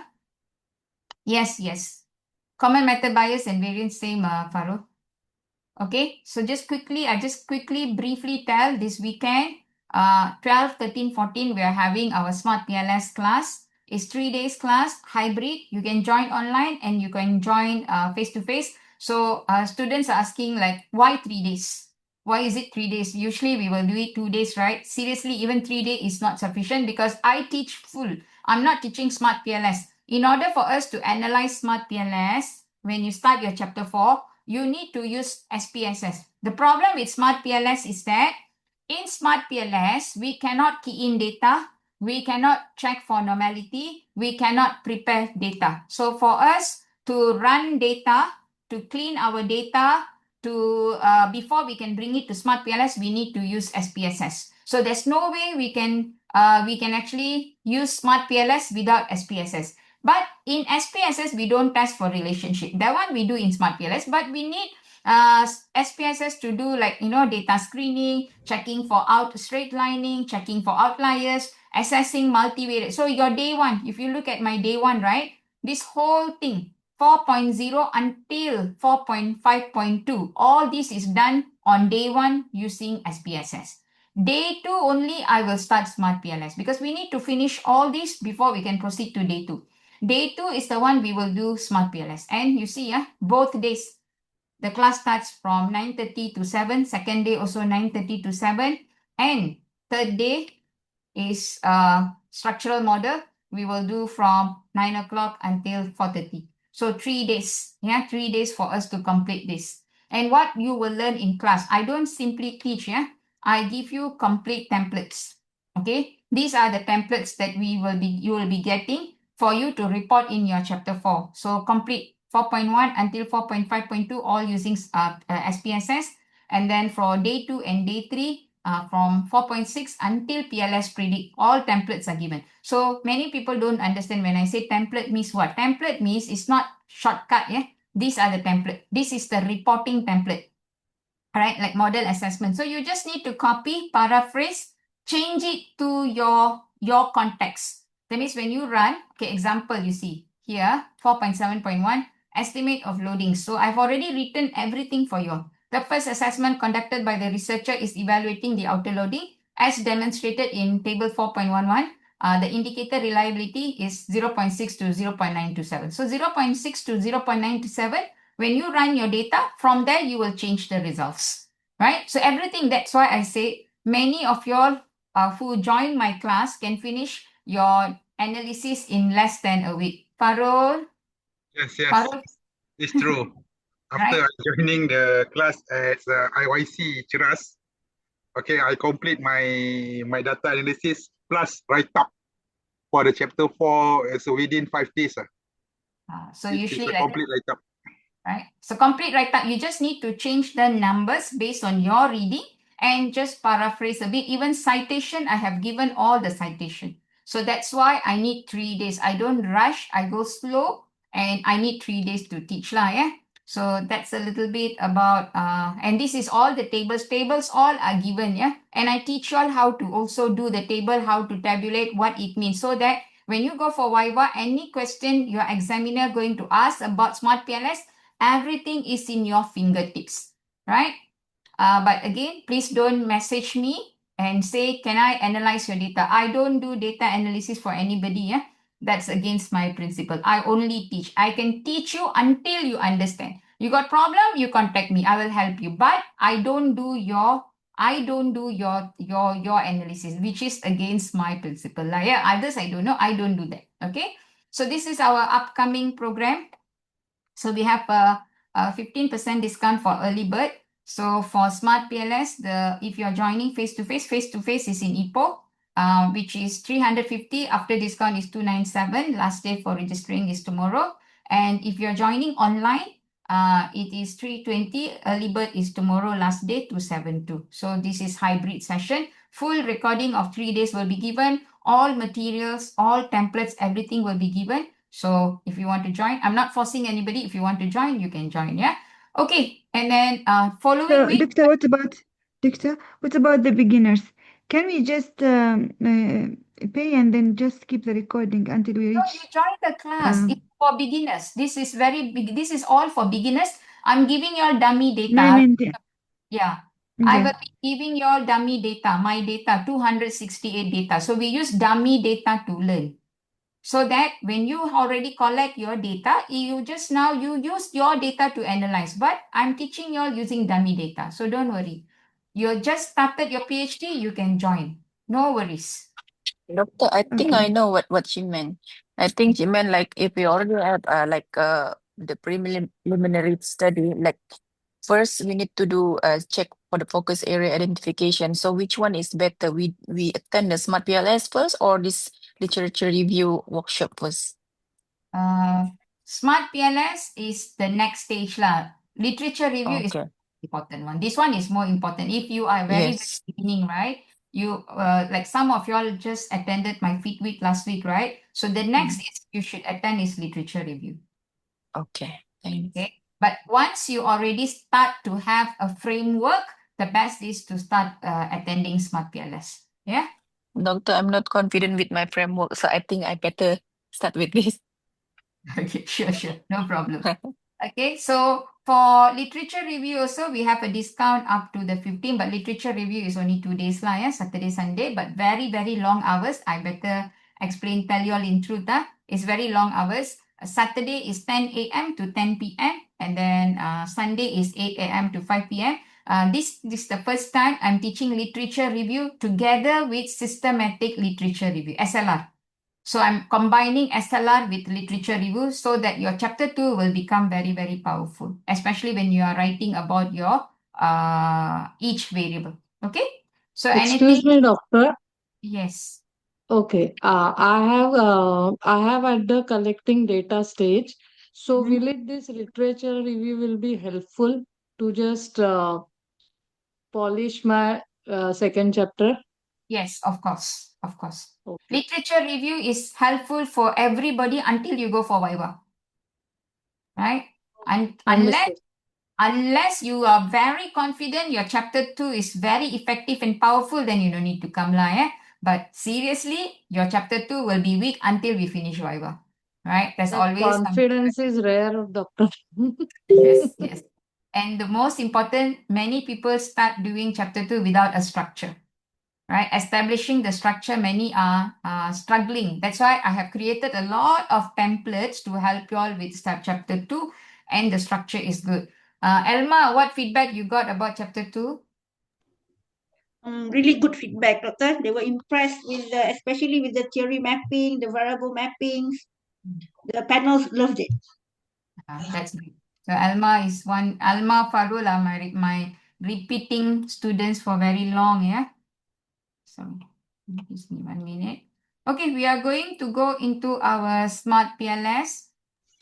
This is how a software looks like in SmartPLS.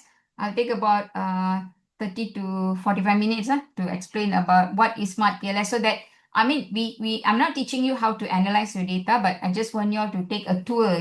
This is how your interface for SmartPLS will look like. So let me use a dummy data lah, yeah. This is my dummy data. So okay.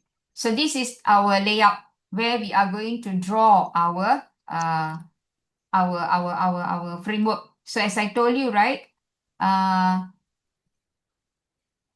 Class for the installing SPSS and SmartPLS, if you go to the original part, right, it's very, very expensive. SmartPLS is very expensive because nowadays almost few thousand per year. So you can actually buy from Shopee. I have a very reliable person that I know. So you text me personally. It's just like in RM, in Malaysian ringgit for SPSS and SmartPLS is about 50 or 60 ringgit only. So quite good. Anytime anything goes wrong, you can just text him in. I'll give you all his WhatsApp number later. Doctor, 50 ringgit means per year? It's a forever. Oh, okay. As long as it doesn't have problem lah, yeah. So far, I'm using from him past few years. I got no issue. In fact, I finished my thesis also using the free version. This particular version from this guy. Okay. So if you all are interested, sorry, yeah, I don't take any commission by that. If you all want, I can give you the contact number. Then you can liaise with him through WhatsApp. Okay. Azman pun dah beli kan? You bought right, Azwan? Azwan? Okay lah, we draw, yeah. Okay. Azwan also bought, yeah. Sorry, doctor. The seller is JTech, right? JTech 21. I paste in the And Farul boleh paste the phone number juga, WhatsApp number. Okay.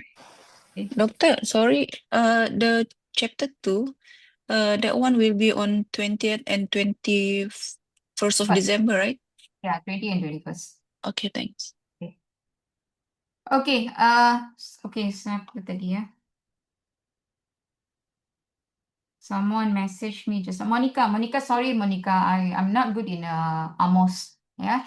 So I think you can try to look for Dr. Zainuddin Awang. Prof. Ramaya also very seldom he does Amos, but mostly by Dr. Zainuddin Awang, right? So he is actually an expert because not many people use Amos because Amos very case sensitive. Data not normal, cannot use. Data has to be very big. That's why many people use PLS. My expertise is in PLS. Anything about PLS, I can help. No matter how you cannot you have a lot of issues and anything I will still help with PLS. PLS is my expertise, but not Amos. Yeah. Okay, class. Thank you. Let's learn. Yeah. In when you bring your data to Smart PLS, Ashraf, Okay, how do you you have the WhatsApp number? We'll paste the WhatsApp number. Yeah. You just Science or mathematics. Okay, so here, if you look here, can someone mute? Okay. Yeah, better buy before the class. Before, if you all are joining this Friday, Saturday, Sunday, please buy it by Thursday. And then he will guide you with how to install, because he has to give you the licensing number, everything. So test, please open and test. If anything, immediately you all test.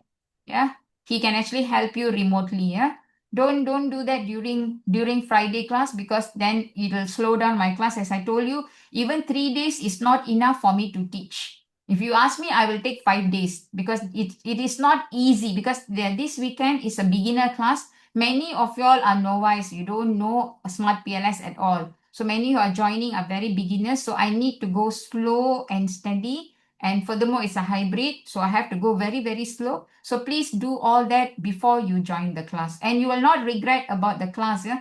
It's going to be fun, and we will really go slow, and you're going to enjoy, right? And the recording is there. Like anytime you can see the recording. Okay, class, SmartPLS is not for demographic. Yeah, it's not for demographic. SmartPLS is only for Likert scale. Likert scale, yeah. So example, I use TD1. I click at TD1 until TD4, I pull. I leave it. And this is how you draw your diagram in your SmartPLS. And then this is my construct. So once you come into SmartPLS, we don't call it variables anymore. We call it as construct. Once the difference between variable and construct, variable is before analysis. Construct is during analysis. So it's actually the same thing, but when you go into analysis, we will start calling it as construct. Okay? Yes, Azwan. Thank you. Thank you. Your free version from PLS, you cannot support many tests and cannot support big data. Data which is more than 100, it won't support. So that's why you still need to buy. Okay. Okay. So this is a construct. If you bring your cursor inside the construct, you right click, you can actually shift your arrows like this. You see, this is to the left. Your indicators, you can go to the left, you can go to the top, it can go to the bottom, it can go to the right. Okay, I want to keep it to the left. And no meaning for this. It's just that your comfort lah. So usually I'll keep it to the left. Okay, and then I have PF1 to PF6. Let's say I draw a simple model. I just want to show you all what is PLI. I'm going to draw a very simple model. We have two IVs here, exogenous. I cannot call it as IV, but we need to call it as exogenous. Why exogenous? Because the arrow is going to come out, okay? Okay, this is the top. And then, okay, let me draw EP to EP7. Okay, so now I need to connect them. Okay, now red color, right? Can you see everything is red color, right? Yes. If I put here, you see, it will tell the latent variable is not connected to other latent variables. So when everything is red, all the constructs are red. When I calculate, I cannot calculate. I cannot. Your current path is invalid because it's not connected. That's why we keep telling you SmartPLS is path analysis. Until we create the path, we cannot do anything. We cannot do any analysis. So we need to connect the path. We need to establish the path first. Okay. Okay, now I connect. TD to EE. EE is my mediator. In my study, EE is the mediator. Now connected. So when you connect, it changes to blue color, right? Correct? Yes. Correct. Okay. That means once it changes to blue color, it means that it is ready for analysis. Okay? So TD and PF are the predictor. So EE is the, okay, TD is endogenous or exogenous? TD is endogenous or exogenous? Exogenous. Exogenous, because the arrow is coming up. PF? Exogenous. Exogenous. EE? Exogenous. Okay, see The properly? same. Endogenous. EE is the endogenous for TD and PF, but exogenous for EP. So it plays two roles. Okay. right? For TD, EE is the endogenous because arrow going in. For PF, EE is endogenous. But for EP, EE is the exogenous. What Clear? about for the items of EE? Items of, items are all, items, when you have items, items got no endogenous, exogenous. It's just that we want to see items are reflective or formative. Okay. Okay, so this is reflective, this is reflective, this is reflective, this is reflective. So if I want to change to formative, I just need to right click and then invert measurement model. There it goes in. Now EE becomes formative construct. TD, PF, EP is a reflective construct. EE becomes formative construct. Okay. Okay. I invert back because in my model I didn't have formattive. Okay. So now my model is ready. My simple model is ready. I just need to press calculate, press PLS algorithm. And then this is by default, everything is set. Just start calculation. So you see, I got figures already now, right? Yes. Yes. Yes. So you see here, these are called as factor loadings. The number between the construct and the items are called as factor loading. So what is factor loading? Factor loading means how much the item loads on the construct. Higher loading, very good. So anything below 0.5, we will have to delete the item. That means the item is not measuring what it's supposed to measure. And all these problems come from the questionnaire, right? All these problems will come from the questionnaire. Okay, now let's look at TD. Anything below 0.5? No. Very good. Yeah, all these cutoff points, usually anything according to Joe Hare, your loading must be above 0.708. Very good. But between 0.5 to 0.708 is still acceptable now. We don't need to delete. But below 0.5 only we will delete. Okay. So this is all very good above 0.708. And then PF, anything below? No, right? No, right? Yeah. No, no. Oh, good. EE, anything very good? All good? Yeah. Yes. Good. And then EP, All All good. good. all good. Right? All good. Now, why all good? Why all good? Because The item is correct. Because greater than 0. no, Because all anything is very good is below. because it's my data. Just kidding with you all. Okay, so this is how you read your model. Okay, and then if you press here, you see on the left hand side, this is the report. So if you check outer loading, okay, all the outer loading is okay. And then you have for EP4, you have red color, right? Mm. This one is Yes. because red color, we don't have to delete because according to Joseph Hare, he's the founder of SmartPLS. According to Joe Hare, the cutoff point for outer loading must be 0.708. But he has given a tolerance level. As long as it is higher than 0.5, we don't delete. But our software is very sensitive. They already, the mechanism behind, they already set 0.708. So if it is not 0.708, it automatically will turn to red. So, but we don't delete because it's still higher than 0.5. So this is fine. Okay, and then next, after we check our factor loading, these are all the measurement model steps. Yeah, we need to do the measurement model step by step. First, we will check for factor loading. Now, our factor loading is good. After that, you need to click at construct reliability and validity. So if you look at construct reliability, validity, Chromebug Alpha, all very good. Green color means very good, right? Yes. Black color, But green color, all very good. Black color is still in the tolerance rate. Red color, very bad. Red color, we need to do something. Okay. So here, Chromebug Alpha is good. Composite reliability is good. AVE is good. All good. AVE cutoff point means must be above than 0.5. Composite reliability must be above than 0.7. Chromebug Alpha got a lot of citation lah. Chromebug Alpha is not so important because composite reliability is a much more reliable test compared to Chromebug Alpha. But since we get the result, we just report lah, yeah? So, and then the killer is discriminant validity. But here everything is green. So for discriminant validity, it must be below 0.85 or below 0.9. So anything above that, we need to delete items. For AVE and discriminant validity, this is our killer.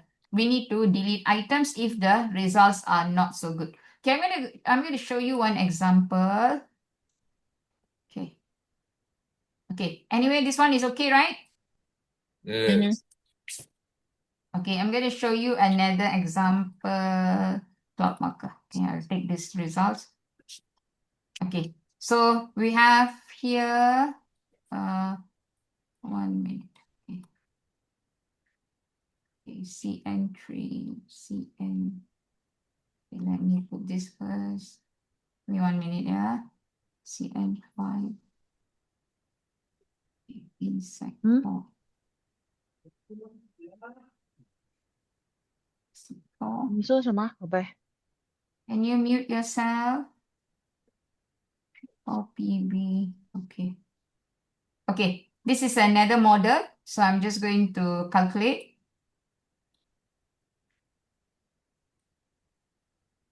Okay, now look at ATTCC. Which one is not okay? ATTC4, 5. ATTCS5. 5, right? So this one we have to delete. Okay. Okay, ATTC5 we need to delete because it's below 0.5. Yeah. Okay, and then look at SN. Which one we need to delete?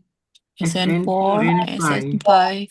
SN4 you need to delete. SN5 we need to delete. Okay, PBC is okay. INTCC, this 3. one need, right? Okay, need to Yeah. delete. Okay, okay, I'm sorry, I just remove the marker first. We don't need a marker now. Okay, this one is okay. Okay. Right, now we open the full report. We check for outer loadings, all okay. 651 is still acceptable. 526 is still acceptable lah. We never delete, yeah. So we look at construct reliability and validity, also all good. And then discriminant validity, also all good. Okay. So if I draw, wait, I'm going to remove something. No.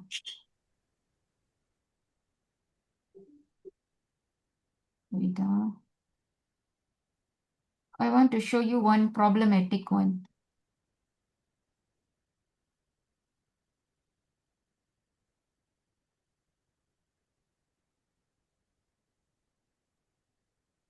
Okay, let me delete this first. Okay, I draw a new one.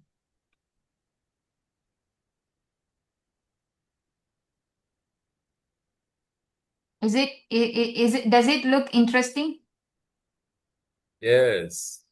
It's interesting because you're not using your data. You're using your data by now, you have goosebumps already. Right? And this mistake makes us also scared. Yeah. So now I want to show you the red color. Okay. Okay, and then RNTCC.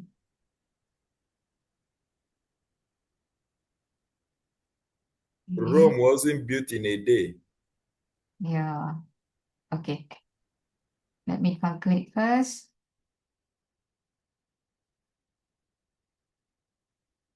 Okay, I'm not going to delete yet. I'm just going to open the, you see, the AVE. AVE is very low, right? For ATTCC is red color. So you cannot proceed until you repair this. You can't proceed to the next. And that is where the heart attack will come in SmartPLS.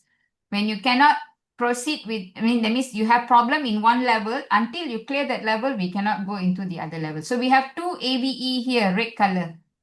So cutoff point is it must be 0.5. 0.5 only it will change to a green color. So how to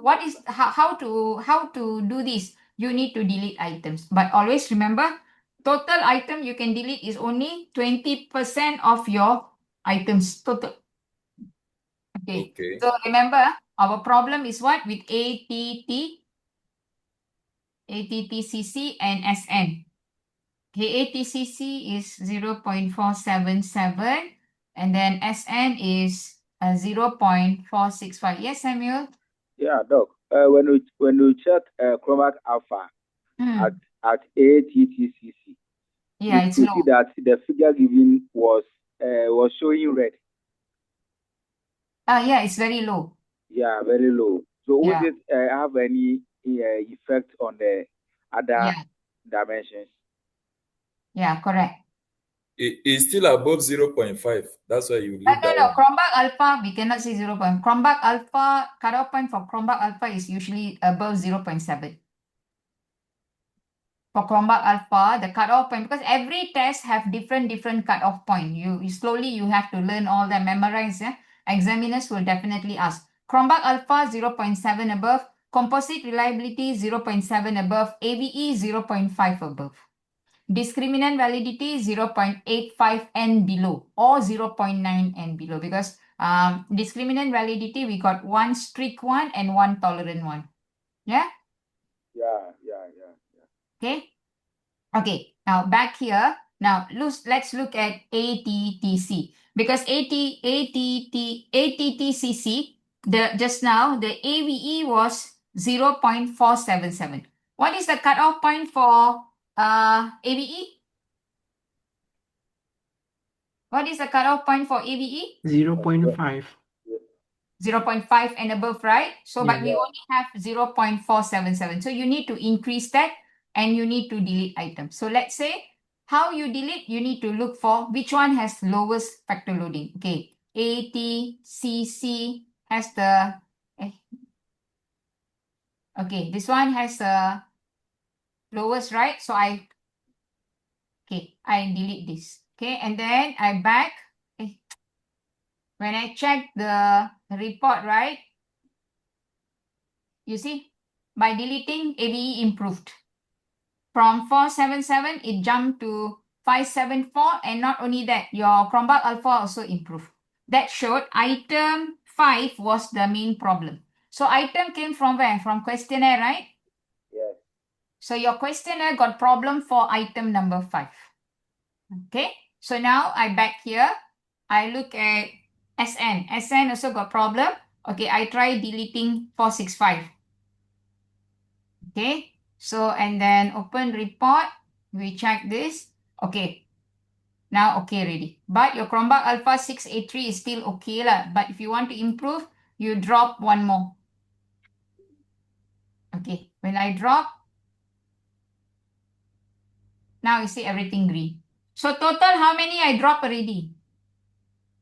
3. 3.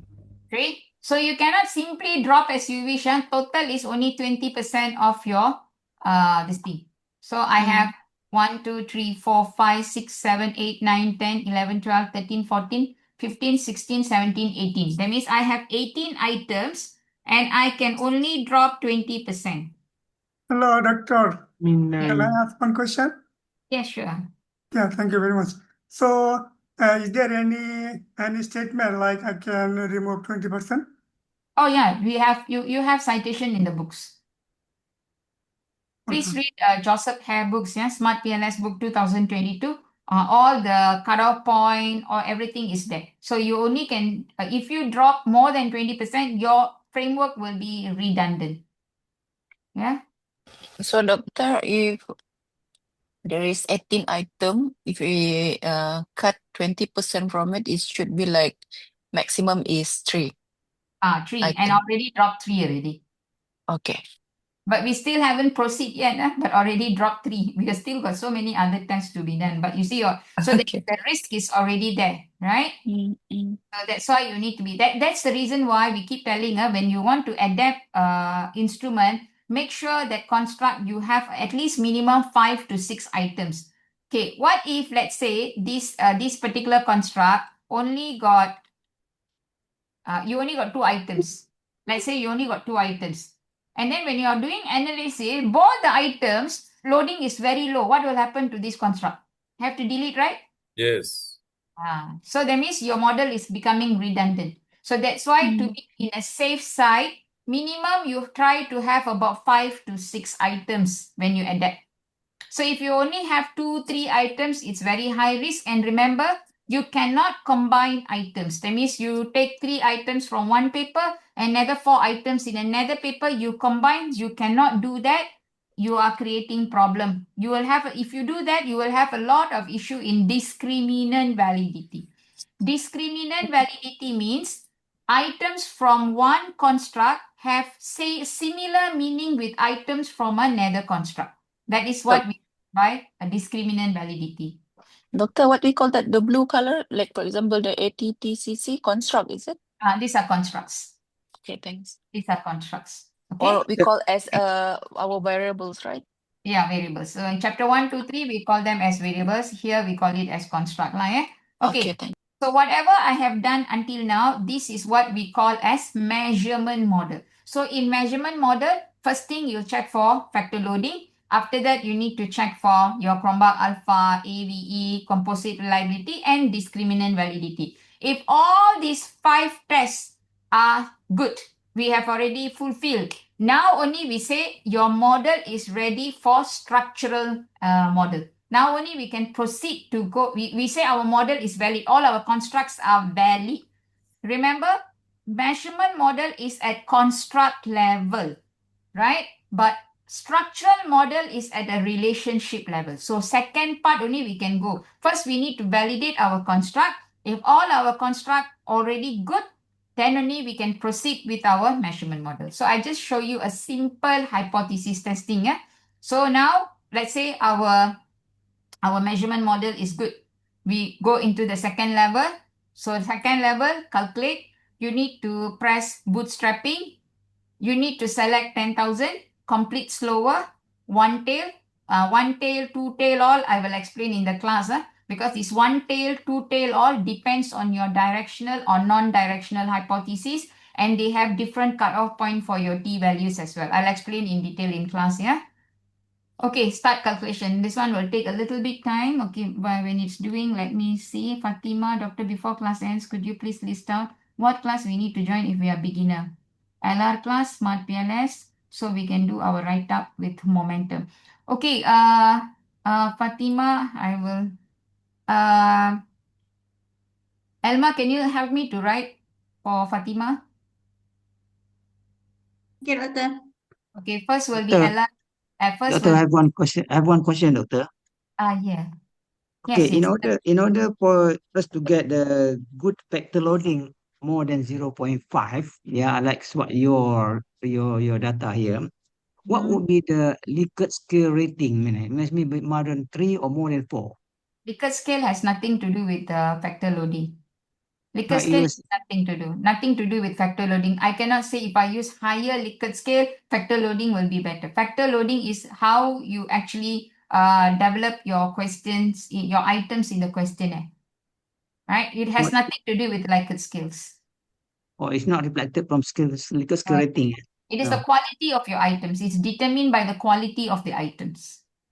I see, Yeah. yes. Okay, thank So you. Thank nothing you. to do with Likert scale. Just the Likert scale is linked to the emotions of your respondents. Example, if you give teenagers, let's say your respondents are teenagers, and then you give Likert scale 11, 1 until 11. Do you think teenagers will answer or not? Will understand?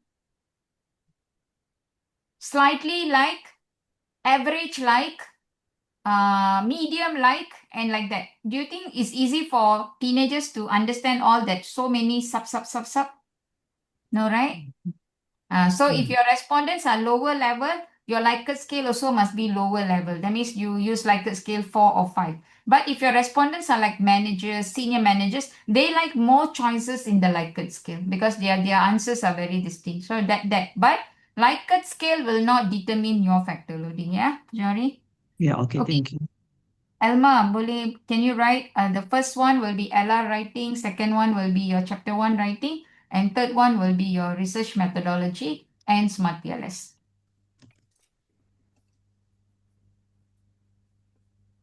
Doktor, Fitbit bukan first. Fitbit, yeah lah, correct. Fitbit first. Fitbit first and then LR second.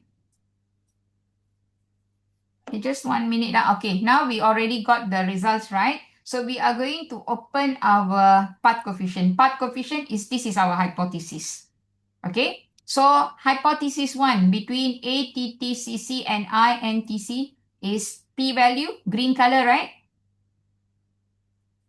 Yes, green color. Yes. Yes.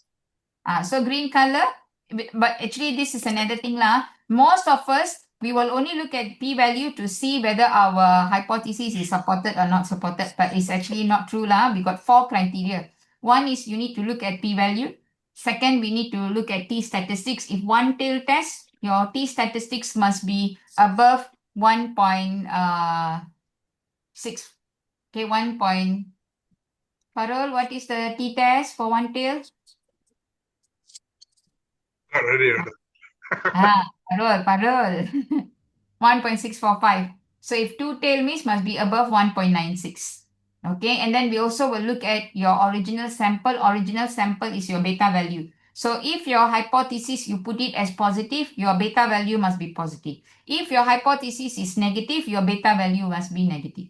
So first one, yes, supported. Second one, even though p-value is green color, if the hypothesis for insect INTCC is positive, beta value is not positive, not supported. Third one, memang tak support lah eh. So we have a few criteria. All this I will teach in class.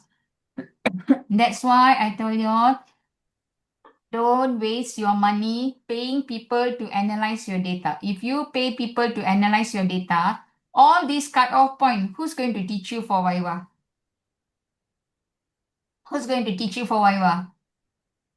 Can the person who analyze your data come for your Viva and answer for you? No.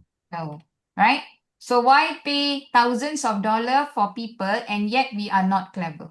Why don't spend extra a little bit and not that much? I don't charge thousands. Yeah, my classes are very affordable. Yeah, 3 days is only 297 with the discount rate. But you learn a lot and you keep the videos and recordings and the templates. So once your data is ready, it's so much easier. And I'm always accessible. Any problem, you can always text me, right? So why pay so much and yet we are not clever? Why don't you spend a little bit, learn the proper thing, and you become confident to answer your questions in your Viva. Class, whatever I'm teaching you, whatever templates that I'm sharing with you is all by practice. Yeah, I used it in my thesis. So in my Viva, I had no questions in chapter 4. The only external examiner asked me one question. She just laughed and then she asked, what is your cutoff value for your T statistics? So when I say 1.645, she just laughed. And then she said, I just asked to see whether you are the one who did your chapter 4 or you paid people to do your chapter 4, your data analysis. You know, she said it's very well done, very structured, and we cannot find any faults in your chapter 4. So whatever I did in my thesis, that is what I'm teaching you. In fact, what I'm teaching you is improvised version because there's always many latest development. So there's nothing that I hide from you all. I want my students to pass with passing color and finish your PhD journey with less than 3 years. Okay? Okay or not, class? Okay. Okay, Doctor. Doctor, I want to ask you, already stated there, fit LR chapter 3 and then chapter 4 and chapter 5. But if I am new and I want to go for proposal presentation after I done my chapter 3, then only I can go for the proposal presentation, you mean? Yes. Usually proposal defense is after you finish your 3 chapters. Okay, how about pilot project? Pilot test, is it? Yeah. Pilot test depends. Some university, you need to present your pilot test during your defense. Some university is after. So it depends. So like Okay, my university, they gave us an option. You want to present also can, you don't want to present. So I presented when I went for PD. Because when I went to PD, my questionnaire was ready. So I already validated with experts, everything done. And pre-test also done, pilot test also done. So I presented. But some, no, they wait until after PD. So again, refer back to your university. Yeah. Easing. May I know to what extent is acceptable to simplify a questionnaire? For example, if one construct originally has 30 items, no, you cannot remove. Items cannot be removed. Okay. If the questionnaire comes with 30 items originally, we cannot drop the items. We don't have any rights to drop items from construct? Because are we the owner of the construct? I'm sorry, on the scale? Are we the owner? You No, adapt no. to borrow, right? When you borrow a car, can you change things in the car or not? No. No. Cannot.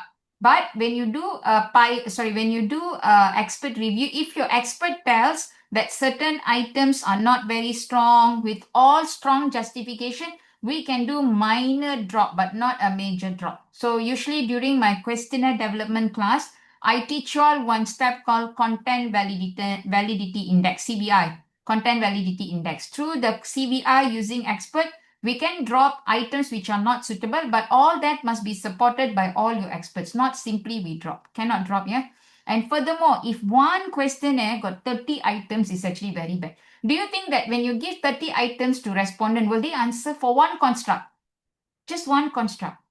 No. No, too That's many. why I said your questionnaire items for one construct cannot be too less, cannot be too many.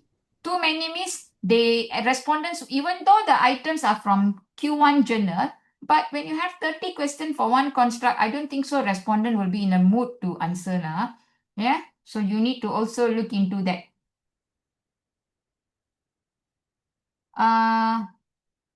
Okay, Elmer timetable. Just now I showed you. Please join. Kindly join our Telegram group and BTech group. Yeah. So all the information I will share there. Okay, class. I think I love you too, Fatima. Okay. Okay. No prayer time. All we will stop to. So much. Yes, Diana. There's a lot to learn. Seriously, even with such long hours or so for 3 days, right? We still struggle to finish because, as I told you, right? Because we are all beginners. So statistics is not our cup of tea. So definitely we will struggle a little bit to capture all those things, right? So we take time to learn. Okay. Okay, class. I have taken almost 10 minutes extra from you all. I hope. Oh, wow. Still maintaining more than 100 people. That's nice. Okay. I thought halfway through everybody will go missing because it's a very difficult topic. Okay. Doctor, No, we sorry. can't abandon you. Yeah, thank you. Yes. Doctor, if we directly go for LR class before the fit with, is that okay? Yeah, okay. You can. Because during the LR class, I will usually take a few important steps from Fitbit and repeat back, especially theory mapping and then variable mapping, right? I need to teach again before we start writing our chapter 2. So it's okay, Ken. No problem. Doctor, can I give suggestion as well? Like for example, next year it's gonna be like next month. So can we have like your all classes like for the beginners until like chapter 5? So at least like for example me, I'm a new, but then I want to join all your class, but then in sequence so I can get the momentum. Oh, sure, definitely. Actually, I'm in the midst of preparing my schedule for the first 4 months, January. Hopefully, I can share by tomorrow. Yeah, because Thank you so so many students are texting me asking for schedule because they want to block the date, right? Thank you. So Thank you. seriously, I will do that. Okay. Thank you so much. Most welcome, most welcome. So please remember to join the BTech group because even if you cannot join SmartPLS class now or LR class now, because it's very close to Christmas and holiday, so you can always keep yourself updated with all the future updates. Yeah? So class, thank you so much for joining the class. And I see a lot of new students. It was really fun to have you all.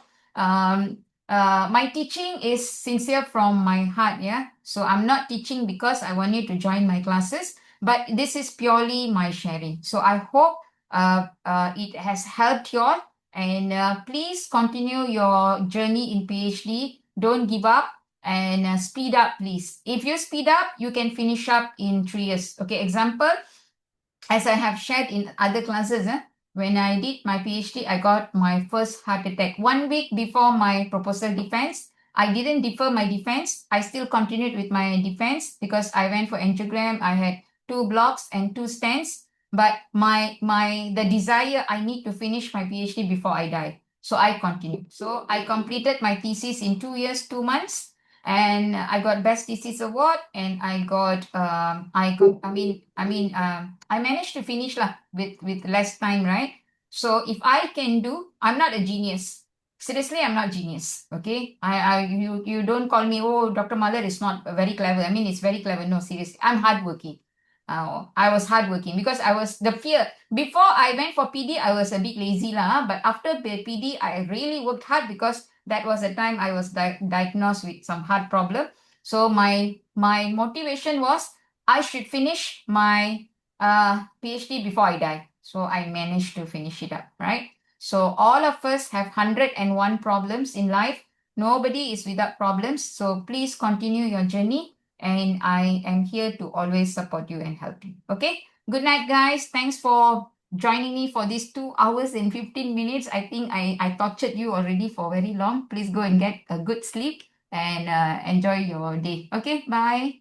Okay, thank you, Dr. Mala. Very Thank you, early Thank you, teaching us. Doctor. Thank you, Dr. Job. Malahan. Thank you. Thank you, Doctor. Okay. Thank Thank you, you. Doctor. Thank you, Welcome. Doctor. I love you. Love you too. Ibrahim, first time I'm seeing you, Ibrahim.